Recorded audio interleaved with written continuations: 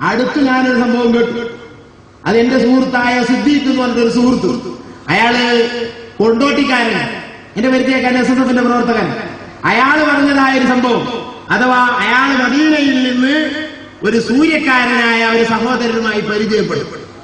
ഈ സഹോദരൻ നാടൊക്കെ അങ്ങോട്ടൊക്കെ ചോദിച്ചപ്പോ മലബാറുകാരനാന്ന് പറഞ്ഞപ്പോ, കേരളക്കാരനാന്ന് പറഞ്ഞപ്പോ അയാൾ പറഞ്ഞു, നിങ്ങൾക്ക് ശൈഖ് അബൂബക്കറിനെ പരിചയമുണ്ടോ?